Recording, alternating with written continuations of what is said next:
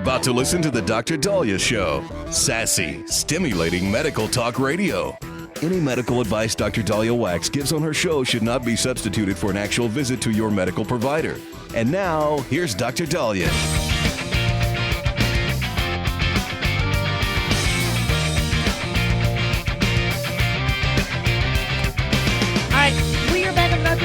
Thank you all for tuning in. 1-877-DOC-A-DALI, 1-877-DOC-DALI. So we have a new disease. We have a new diagnosis. It's called AI addiction disorder because there are individuals who are getting addicted to AI. Why? Because they have decided to incorporate it into their lives just like we did with their smartphones, where they're using AI to make a decision for them. They're having AI help them with their homework, with their shopping. What should I say to my wife? What should I do? And we have an addictive disorder now with AI. I'm wondering if Trump is starting to get a little bit of that because he really, really likes these AI pictures.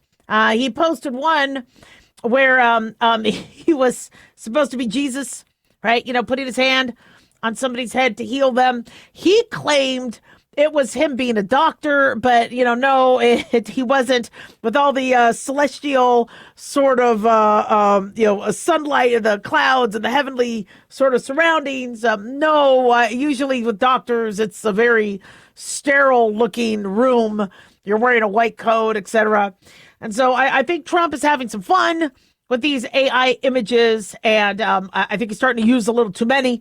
He did take that one down when people were pretty displeased that he was likening himself to Jesus in an AI picture.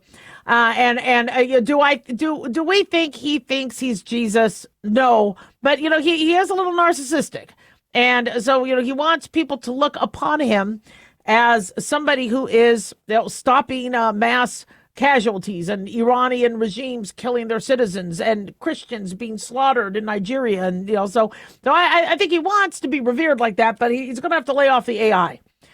So what are people doing with this AI? Now I am constantly being prompted when I'm writing an email, when I'm writing a report, when I'm writing a patient note. Do you want AI? AI can help you write that better. It's kind of insulting. And I'm like, no, I don't need AI to do that. I could make my own email. I could write my own letters. I don't need, what's so wrong with what I wrote that I need AI to write it? But we are being prompted all the time. We're being sucked in, people, where these computers want to learn us and want us to become dependent on these systems. Don't do it. Say, thank you, co-pilot, but no thank you. I don't need a co-pilot. I'm not in a cockpit. I'm writing an email to a colleague. Just stay the hell out. Okay, butt out. Don't be reading my email. It's really creepy what's been happening as it pertains to AI. But yeah, we do have a addiction disorder. So what are some of the signs and symptoms associated with it? Well, according to Addiction Center, it's where you're using AI to validate your personal preferences and likes. If you like, why do you need AI to validate that? So let's say I'm like, I think Michael Fassbender is very hot. I guess if I was addicted to AI, I wouldn't come up with that sort of thinking without AI saying, yeah, Michael Fassbender is hot. I don't need that. I can tell who's hot. Thank you. All right. I don't need your advice. If you are consulting AI about what to eat, what to wear, what to buy, and what to watch, I know what I want to watch. House of David season 3 is out. The only reason why I know about this is because I was watching the Suns game last night, and Prime Video, because you had to see. It's not only NFL now with NBA. You also have to have streaming services. So I'm trying to watch the Suns game, and all of a sudden it goes, "Oh, House of David." I don't need AI. I know what I want to see. I want to see the House of David. I like that series. If you prefer conversations with chatbots over real human interactions. Now, for some of you, you might be like, Dahlia, they got me on this one. All right. I like my chat bot more. My chat bot is nicer. They're more agreeable to me. They're, for me, I would rather be a human being, but some of these humans are really mean. I know I've gotten yelled at multiple times. If you ask random questions and check AI throughout the day to maintain interaction, do you have anxiety, irritability, or frustration when AI is inaccessible? That's just like, shopaholics, alcohol and drugs and all that. If you feel like you can't have access to it, you start to get anxious and irritable. Are you neglecting real life responsibilities because of excessive time using AI? Are you having difficulty making decisions without AI assistance? Are you unable to write an email or a note without the use of AI tools like ChatGPT? This is sick. If you aren't able to conduct your work without using AI, you aren't doing anything. Not to mention you're not using your brain. You got to be able to come up with your own functioning. You start getting headaches, eye strain, or fatigue for too much screen time and AI use. You withdraw from friends and family. You decline in work or school performance. You have inability to restrict the time you spend on AI. You lose interest in hobbies, and you have poor sleep habits. So, chatbots are what people are getting addicted to, these AI companions, AI porn. Apparently, AI porn is now a big... I guess people are actually preferring AI porn to people porn. So then they could, I guess, I haven't seen how this works, but my guess is they could then choose who they watch and what they do.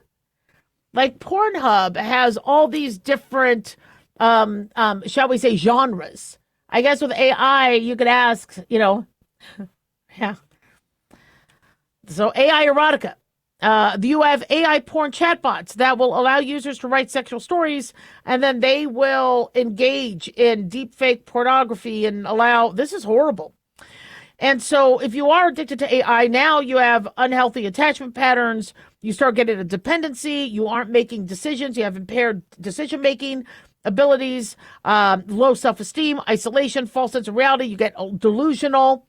And apparently, even older people are now at risk for AI addiction. So what do? Stop using it. You don't need AI. You can make your own decisions. Is it?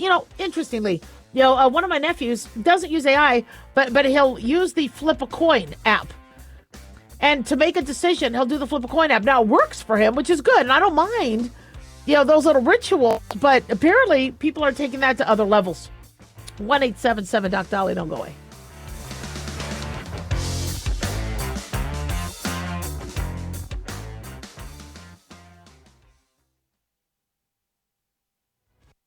This is an urgent announcement for anyone that's $10,000 or more in debt. Before you make another minimum payment, you need to know there are special programs that can completely free you of your debt. Total Financial Freedom can help you become debt-free in months instead of years. Resolve your credit card debt, signature loans, department store cards, internet loans, and timeshares. Call Total Financial Freedom now at 800-878-6020 for a free consultation. For 16 years, Total Financial Freedom has helped thousands get out of debt. You can feel confident when calling because Total Financial Freedom is A+ rated by the Better Business Bureau. Battling for years and years stuck in the endless cycle of minimum payments could take decades. You have the right to get your debt resolved and substantially reduce your monthly payments. Call Total Financial Freedom now at 800-878-6020. That's 800-878-6020. 800-878-6020.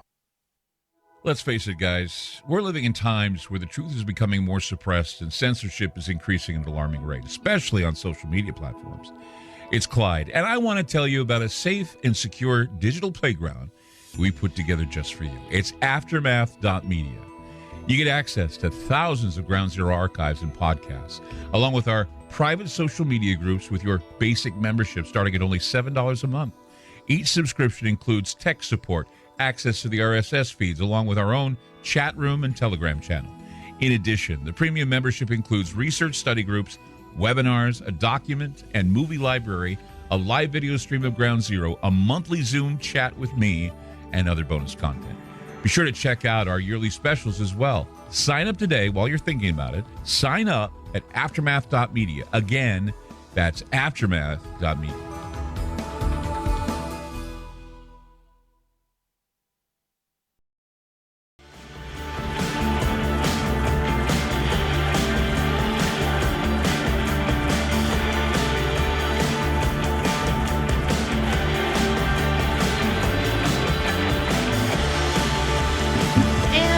back on the Dr. Dolly Show, 1-877 Dr. Dolly, 1-877 DOCDALI. Big thanks to Talk Media Network for making the show happen.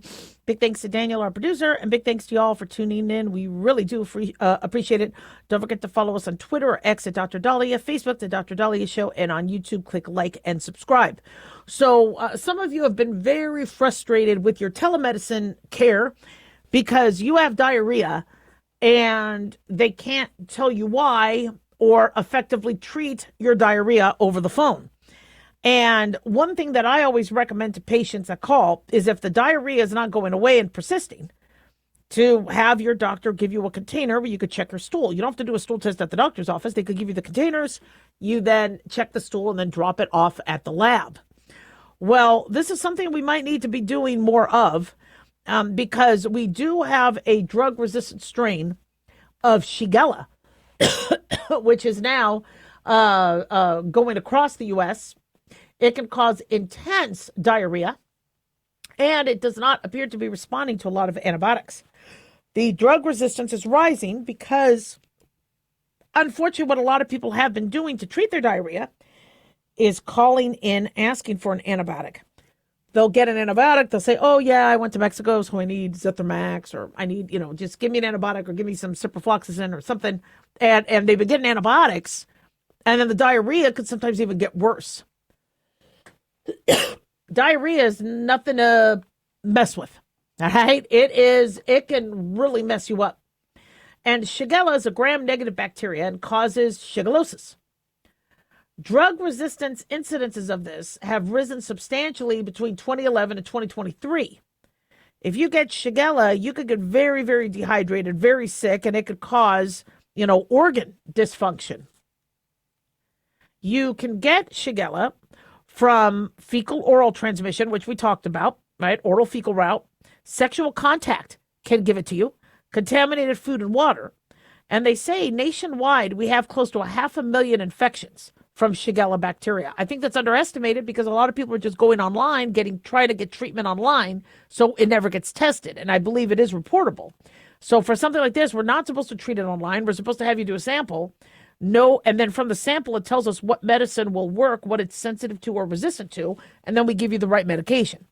But things are being done differently now that people are getting virtual care, that we're starting to really struggle as it pertains to figuring out what people have and not over prescribing something and then the drug not working later. So researchers looked at 16,000 Shigella samples. They tested them for antibiotic resistance to determine how many would not respond to commonly used antibiotics. In 2011, there were no cases of highly drug-resistant Shigella infections. Yet by 2023, nearly 10% could not be treated. Now that's scary. The findings were published in the CDC's Morbidity and Mortality Weekly Report. So drug resistance was defined as Shigella not responding to ampicillin, azithromycin, ceftriaxone, ciprofloxacin, or trimethoprim sulfamethoxazole, which is Bactrim. These are antibiotics that we commonly use to treat infections like Shigella. So do we have anything else? No.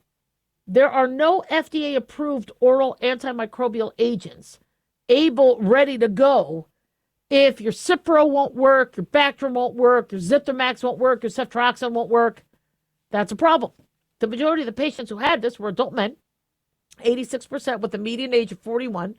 Among patients who reported their travel history, 80% were domestic. They had not left the country recently, which means it's not that they're going to Mexico and getting this. It's that they're getting it in this country. 1 in 3 of the infected patients, according to Fox News, had to go to the hospital. Among the people who provided their HIV status, nearly half were infected with the virus. Now, the study did have some limitations. They think, maybe the CDC surveillance data didn't capture all the U.S. cases. Of course not. Because if individuals are not reporting it, especially those that might not be reporting that they have HIV or accurate with their travel history. But what is, though, a valid data point from this is that the cases are rising and there's drug resistance. What are symptoms of it? You could have diarrhea, fever, stomach pain, bloody diarrhea, and they can happen immediately a day or two after exposure. Some people, though, may not be sick.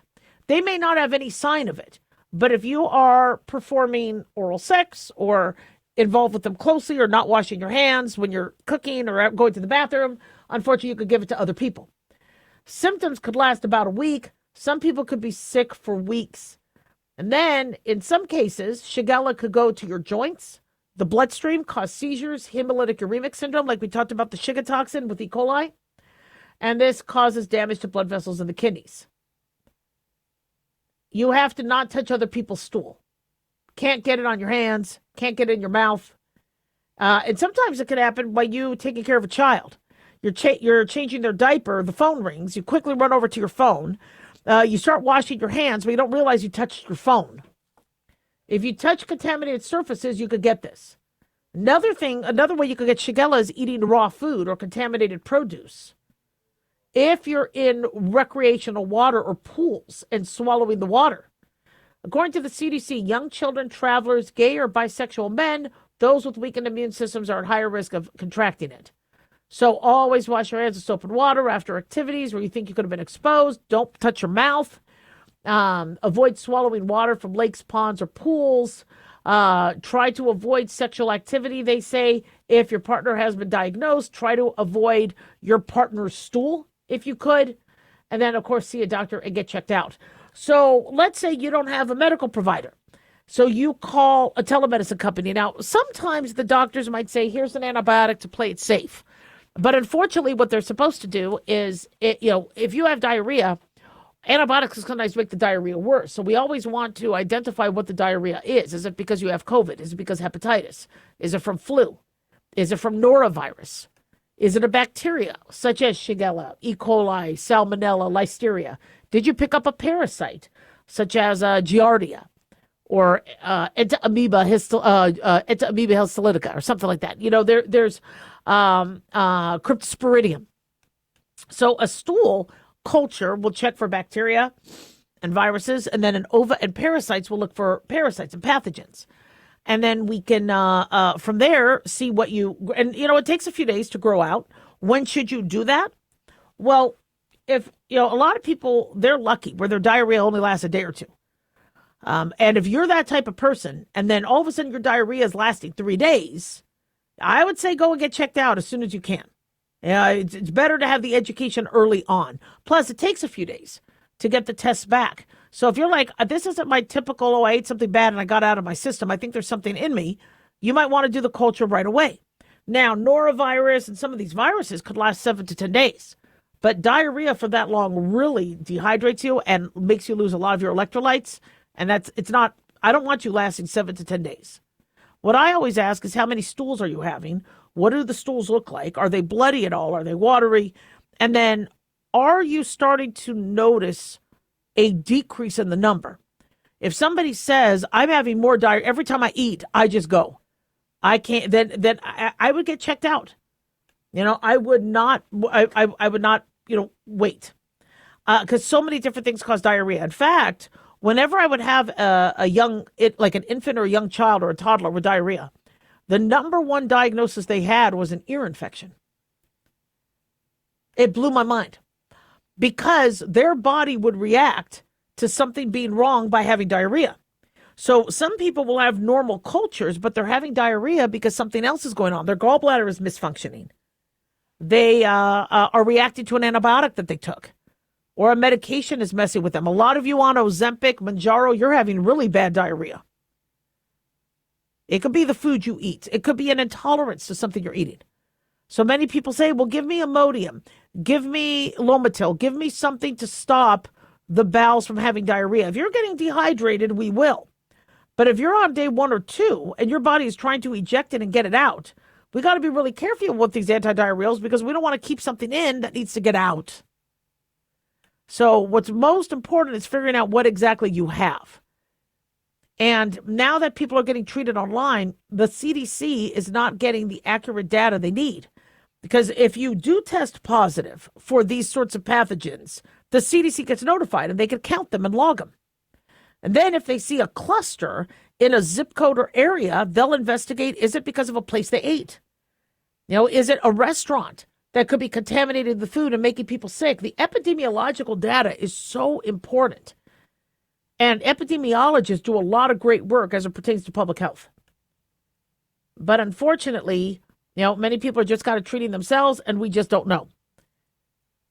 And I wish we were doing more testing. And maybe later we will have at-home stool tests.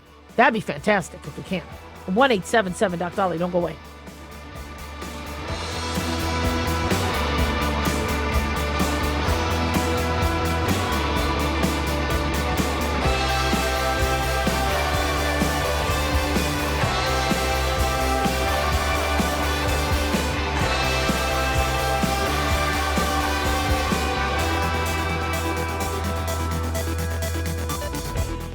Dr. Dahlia here. Are you tired, burned out, gaining weight, succumbing to the daily pressures of life? Well, how's your dopamine doing? How you feel right now, how you'll feel an hour from now, and how you'll feel next week is completely reliant on your dopamine. Our daily motivation and willingness to push through challenges depends on the intricate chemical process dopamine provides. Christian Kalikas and I created Deploying Dopamine, a book that tells you what dopamine is, when it dysfunctions, and how to successfully deploy it when needed. Find Deploying Dopamine on Amazon today. Check it out. Carl Amari here to tell you about our newest website for old-time radio lovers. It's 100radioshows.com. At this site, there are 5 old-time radio shows waiting for you to download free as our gift to you, and be sure to browse the additional 700 old-time radio shows available to you for 70% off by using the promo code RADIO at checkout. This is a limited-time offer, so log on to 100radioshows.com. That's 100radioshows.com.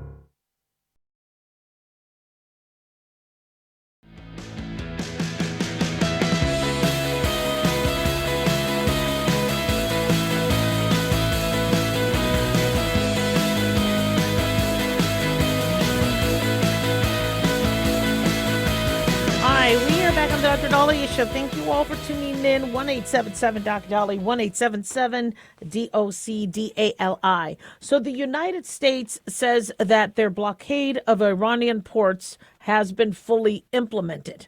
Now, this phraseology has been a little confusing to people because, they're thinking, how did the U.S.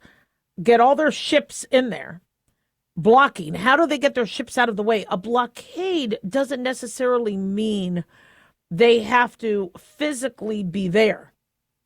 And so, interestingly, there are ways that America can cause a blockade to Iran without affecting other ships. And that's, when they say there is there's a blockade of Iranian ports, and everyone's like, oh my God, this is going to hurt the UK and France. They won't get their ships through. Their ships can go through without a problem. Now, they need to be careful because Iran had said they put mines. And now there's minesweepers and things like that, and drones try to figure out if Iran booby-trapped and if anybody could get hurt. But the blockade was for Iran's ports and not allowing Iranian, commerce to happen. According to CNN, an estimated 90% of Iran's economy is fueled by international trade at sea. In less than 36 hours since the blockade was implemented, U.S. forces have completely halted all economic trade going into and out of Iran by sea. U.S. Central Command CENTCOM said earlier no vessels have breached the blockade since its implementation. Now, there is commercial traffic, going through because, again, that doesn't have to do with Iran's ports. Strait of Hormuz is the strategic choke point between Iran and Oman. Iran and Oman basically have been managing the Strait of Hormuz, which is now, I think, going to change, especially since we saw Iran play their hand and what they plan to do to grip the world and try to, in addition to terrorism and funding terrorism and killing their citizens, this Revolutionary Guard wants to also cripple world commerce. So, as stated by CENTCOM, the blockade covers all Iranian ports, both inside and outside the Strait of Hormuz. But it doesn't block the actual strait. Traffic not related to Iran can cross. Why? Because if you block a Strait of Hormuz, if you block it, it's illegal under maritime law. In enforcing the blockade, U.S. forces apparently can interdict ships carrying Iran-linked cargo tens of thousands of miles away. A commercial ship can be targeted in international waters long after it leaves the strait. Analysts say, according to CNN, that modern technology can allow one to do blockade enforcement at great distances. They say the U.S. does not have to have does not have to have ships in the Persian Gulf to blockade Iran. That's according to Carl Schuster, a former U.S. Navy captain. He noted that 12 plus ships CENTCOM says are on blockade duty. Most, if not all of them, they're not even in the strait. They carry sophisticated tracking and reconnaissance gear linked to air and space systems. And in the early days of these blockade, oil tankers, they don't go far because they're very slow. They travel maybe 20 miles per hour. And the U.S. Navy has the size and scope to pursue any ship getting outside of the Persian Gulf for weeks, anywhere inside the world. And again, this is a blockade on the Iranian ports. It's not supposed to affect the other country ships. In fact, they even said China can use the strait. That's not, they are not blocking the strait. According to the Institute for the Study of War, the blockade on Iranian ports does not have a defined geographical boundary, and the U.S. can interdict vessels almost anywhere in the international waters until they arrive at their final port. In fact, they say earlier this year, Washington was able to put pressure on the Nicolas Maduro regime in Venezuela, seizing a Venezuelan tanker in the Indian Ocean, thousands of miles from its originating port. People are, according to Bjorn Højgaard, CEO of ship management company, they say, be careful not to interpret blockade too literally as a physical interdiction of the strait itself. Now, the U.S. has granted exemptions from its blockade to humanitarian shipments and allowed an undetermined grace period for neutral ships in Iranian ports to leave.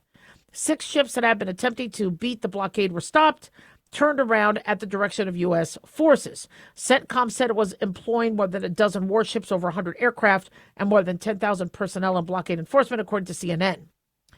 So Schuster, a former Navy captain, gave a breakdown of the roles for the vessels CENTCOM said were part of the blockade. There's aircraft carriers. They carry surveillance aircraft and fighter jets to combat air patrols. They house a significant command, control, communication, intelligence center. There's the amphibious assault ship that conveys surveillance and attack aircraft, command, control, communication, intelligence center. Hundreds of Marines can board. Then commercial ships. The amphibious transport dock also carry more Marines, helicopters, and Ospreys. A dock landing ship, destroyers, literal combat ships, which conduct mine countermeasures. I mean, we have a force over there or near there. And, Tehran and the regime, the Revolutionary Guard that is trying to still, from what Trump had said, they're a lot more easy to work with than the Ayatollah. And they do believe that a deal will be reached soon, especially since most of Iran's navy has been destroyed. So the idea that, U.S. is blocking everything and France can't do what they need to do is false. Okay, they are not physically in the strait blocking it like battleship, moves with that. That's not happening. We are being told that the Pentagon may have a possible military op in Cuba, that they are quietly advancing plans for a potential military operation in Cuba, awaiting Donald Trump's order to intervene. These are 2 sources familiar with the order, spoke to USA Today. And there have been recent tensions between U.S. and Cuba. So, people are looking at the Trump presidency going, oh, my gosh, this is so chaotic. I see it a little differently. I see it where if there were things that needed to be done and things that could be improved upon, Trump has a very small window to get that done. I mean, what was it, Cuba and the Havana syndrome, where we had diplomats that were attacked with sonar sounds and they got very sick, and we have enemies in these areas. And to think, well, Americans have to be careful if they go to Venezuela or Cuba or Russia or this. Trump wants to change that. He also doesn't want the Middle East to be always on the brink of war. He doesn't want any more threats to Israel being blown off the face of this earth. And he doesn't want Iran to start a nuclear war. And so how I see it is not chaos, but very calculated, where Trump is wanting to stop anything that can later be a threat to America. He wants to get the credit for fixing it now. The Abraham Accords was huge, but it was only a small sliver of the Middle East. Now we need to address Iran. We need to, and I wish it would have been done before, but it wasn't. And so now we're dealing with this. Just like, I wish we didn't have, the open border, so we didn't have to do what now we're doing in terms of deportations and all that. But that was the problem in the landscape that Trump was given. And so, he, before the midterms and now in the midterms, they're actually predicting that there could be a full House and Senate sweep to the Democrats. Trump has a very small window, like with the SAVE Act. Making sure it's funny with the SAFE Act, there's been polls saying 80+% of the population agree that if you need ID to buy a beer, if you need ID to check into a hotel, you need ID to vote. People are for that. And people, in fact, maybe a negotiating tool is, much of the issue that people had with Biden and the open border is he let millions come across that can illegally vote. But if they can't vote, and if that's been solved, then, maybe there'll be this less pressure, even though we are concerned about hospital overuse and not having enough funds for, everybody and to be able to take care of everybody, but there's a lot of, pressure on, what's going to happen in terms of the next election. So I think Trump wants to get done as much as he could get done now. 1-877 Doc Dolly.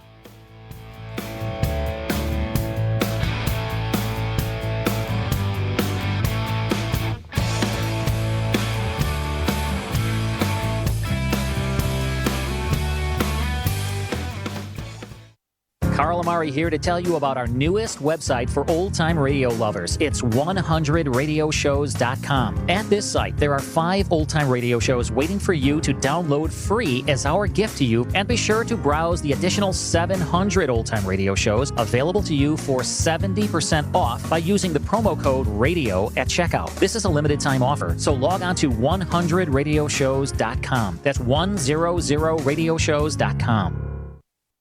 Have you ever thought you'd like to buy and sell houses but didn't know how or where to get the money? My name is Ron LeGrand, and over the past 40 years, I've bought over 3,000 houses without using my money or credit and taught thousands to do the same. Today, even in a virtual environment, we buy nice houses in nice neighborhoods using no banks, realtors, contractors, or other costly entanglements, and build huge cash flow and wealth without the hassle of tenants, all without credit and little or no money. You don't need a license or experience, and I'll show you exactly how it's done.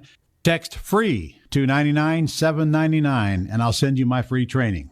I promise you I'll change the way you think about real estate and open the door to a new lifestyle that doesn't involve risk or rehabs and can quickly replace your current income. Text FREE to 99-799, and let me show you how to take your life back and build cash flow and wealth from your home. That's FREE to 99-799. Again, FREE to 99-799. As an organ donor, your story doesn't have to end. The good in you can live on. In fact, you could save up to 8 lives and restore sight and health for many more. Sign up right now online as an organ, eye, and tissue donor. You'll be happy you did. And just maybe, someone else will be happy too. Go to organdonor.gov. It saves lives. U.S. Department of Health and Human Services, Health Resources and Services Administration.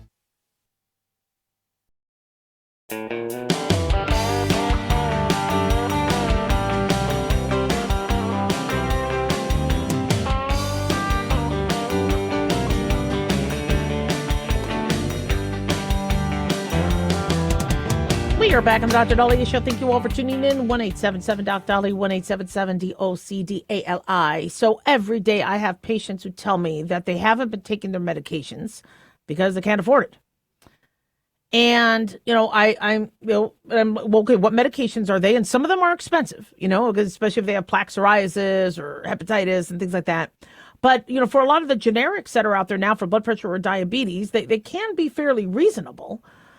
But, when I dig a little deeper and you start to hear what their salaries are, and you see how they start to make cuts, they'll get iPhones. These apparently having an iPhone and access to computers and internet and streaming services seem to take precedence. I wish we could flip that. That's why I have a big problem with tech and our reliance on tech, because people are now skipping essentials that they need, because now they need all these tech essentials.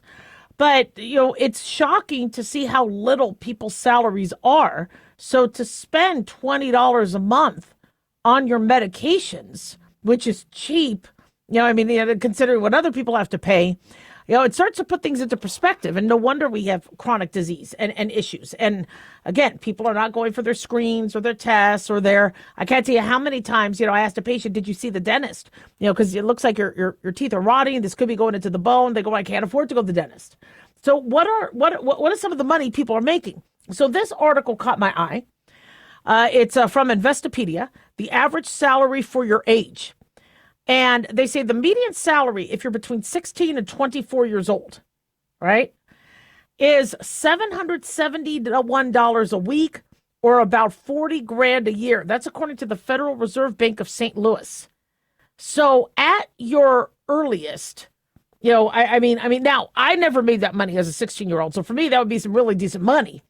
But if you are a young parent and you're 22, 23, and you're only making 40 grand a year, that's a struggle. But that's what the median salary is for 16. Some people are making more, especially if they're influencers or whatever. And then some people are making less, but on average, about 40 grand a year. If you're between 25 and 34, you may be on average making $1,100 a week, or about 60 grand a year. If you are 35 to 44, you may be averaging $1,300 a week, or 72 grand a year. What's interesting is that's the peak in this study. The median salary, if you're 45 to 54, starts to drop, $1,377 a week, or $71,600 a year. And then when you're 55 to 64, the median average is about $1,300 a week, or $68,700 a year.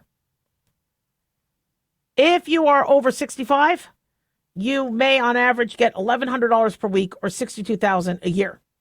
All right, that's not a lot of money, especially when you see all these reports that the average person needs to make, over six figures in order to make it worth them not to be on the government dime. Now, how do you fix this? We talked about yesterday how it costs over $300,000 to raise a kid. And I told you with the sports and, clothes and food and all that and medical expenses, I could see it even going beyond that. But I don't like those articles, because when you have a young couple and they go, well, we have to wait till we have $300,000 in the bank, you'll never have $300,000 in the bank. In order to, you'll never be able to do that. You'll never have kids. And so you have to, come up with a plan with your family and a spending plan and daycare. See, daycare is one of the biggest costs. That now, I had to work, and luckily work offset it. But I remember my husband and I talking about how, we might save money by not working and not needing daycare. I mean, that's how expensive daycare was. And power to the teachers and the daycare providers. They deserve the money they get. They don't get a lot. The companies get it. But to take care of your baby when you're not there, that costs a penny, and it should cost. But you have to make a choice of working or daycare. That hurts. So if you're making 40 grand or 50 grand or 60 grand, are you cutting it? Are you, apartments. I was in Omaha and I was asking my nephews, what's the average apartment rate? And they go, it's going up there. It's about $1,000 a month. That's a lot. I remember in medical school, I would, in college, I would rent a room for $150, $200 a month with however many roommates, so we could bring that $400 a month apartment cost down. But that was in Las Vegas. Now, Las Vegas, the average is $1,500 to $2,000 a price for apartments. Well, if you're only making $40,000 a year and you're spending close to $24,000 on rent, that's not. By the way, these are the salaries. What happens after taxes? You're not bringing home $40,000 or $67,000. You're bringing home a lot less. So one thing that does need to be done is like what we saw with the big beautiful bill. We've got to, figure out a way to pay less taxes. If you're getting tips, if you're overtime, things like that, if there's a way where you don't have to pay more taxes, if we could limit the taxes, we could then improve what you're getting in terms of your salary. The idea of make employers pay you more didn't work. And that caused a lot of people to lose their job. In fact, we're going to be talking about later in the week how what many people are doing, which is my style of things, which I like, is rather than just one single full-time job where if you got fired, you're screwed. I have always throughout my life had multiple jobs. So then if anything happened, there was already something else there, that I could support myself with. And so what a lot of the Gen Zs are doing is multiple part-time work so that they aren't screwed if they do get laid off. And you just keep hearing over and over and over again that AI is replacing our jobs. AI is replacing our jobs. We have to train our AI. They're not lying. Okay. The writing is on the wall. So that 80-20 rule, is good where, you take 80% of, like if you get a bonus, they always say take 80% of that bonus and pay off debt or put it into savings or put it into a high yield account, something you could do with that. And then you could enjoy the 20% guilt free. You could, play around with that money because you do need to enjoy life. I mean, that's one thing a lot of people in my generation didn't do. It was, well, it's all about the future. It's all about the future. And then my 20s were gone like nothing because I was in school the whole time. And it's like, well, I have to do this because of the future. And then when I had the kids, well, later, we'll travel later. And finally, I stopped myself and said, to hell with this. I want to take a trip. I want to enjoy life while I still can. I don't want to get burned out like everybody else. So you do need to be able to have in your budget that fun money, but you also have to save. And we are seeing a lot of people aren't saving the degree that their other generations did because they can't. Their iPhone's expensive, their streaming services. My husband said, Dahlia, can we drop our Disney subscription? We're not really watching a lot of things on Disney. Although I do want to see the second season of Loki and things like that. And I'm like, yeah, but you don't understand. ESPN is on that now. And so I need to keep Disney because I get access to ESPN so then I could watch more sports.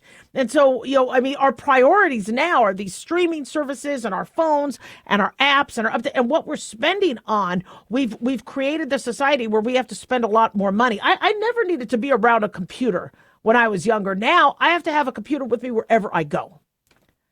My radio equipment, pretty expensive.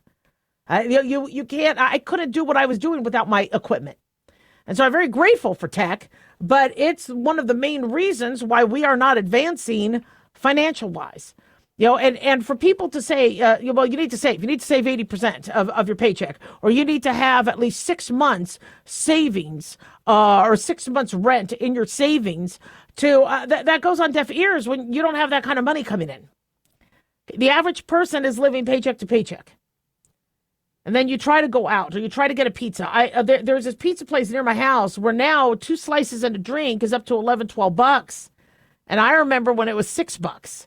Just in a few years, it's gone up that high. And it's not the company's fault. It's because of supply chain and just everything costs more. And they have to pay their staff more. So now that they're paying their staff more, they're going to sock it to the consumer.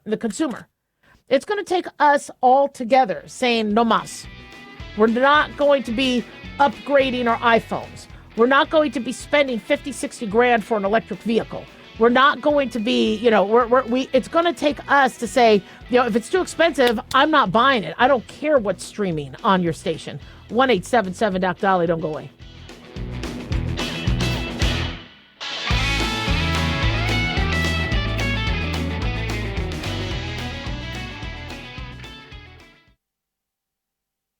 Can you believe, with all the recent violent protests, looting, and destruction, some areas are considering either defunding or abolishing the police? At a time when America's neighborhoods need the protection of police the most, some elected officials would rather create more chaos by playing politics. If you're sick of elected officials caving in to demands of the radical left, you're not alone. It's time we stand up and declare our support for local police. The majority of police officers are important partners in protecting our God-given rights. If you prefer freedom over chaos, then learn how you can help protect the local police that serve your community. Call today and request your free Support Your Local Police info packet. Dial 800-JBS-USA1. That's 800-JBS-USA1. Request your free Support Your Local Police info packet by calling 800-JBS-USA1 today.